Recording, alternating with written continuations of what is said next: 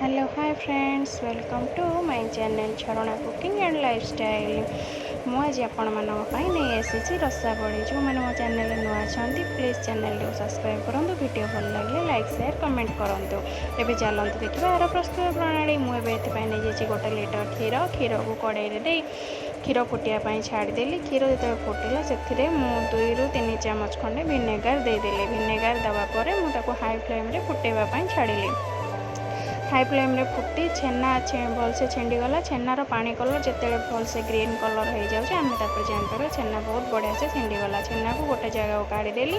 2 ରୁ 3 थर धोईदेली। धोईदेवा द्वारा विनेगार खटा अंश पड़ेब। मुझे आउ गोटे कड़े 1 लीटर क्षीर नहीं जाइए।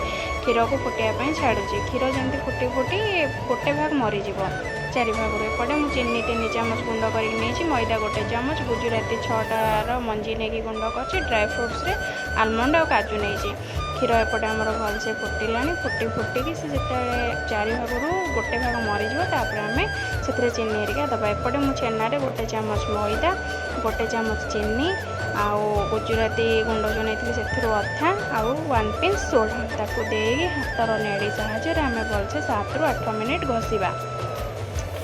घषि सरला एपटे मोर क्षीर फुटिला से मुझे फुटी फुटी एवं यार गोटे भाग मरीगला। मुझे चीनी दे दूँगी तापर गुजराती गुंड दे दूँगी देकी भलसे गोले दूँगी। एपटे मोर छेनार चकटा प्रस्तुत हो गला। मुझे रसाबड़ीर सेप देदेवी गोल गोल करके गढ़ी गोल गोल कर गढ़ी सारापर एपटे मुझे कड़े बसई देती। कड़े तेल गरम करी मीडियम लो फ्लेम रे रखी रसाबड़ी गुड़ी को देदेवा। हाई फ्लेम रखानी। हाई फ्लेम रखिले भीतर कंचा रहा ऊपर ब्राउन कलर हो।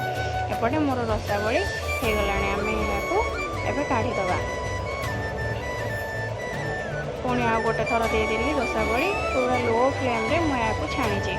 तापर गोल्डन ब्राउन काढ़ी सारापर मुझे क्षीर रे सब रसाबड़ी दे दूँगी। सब रसाबड़ी दवापर मुझे 20 ରୁ 25 मिनिट फुटापी छाड़ी भलसे से लो फ्लेम रे रही।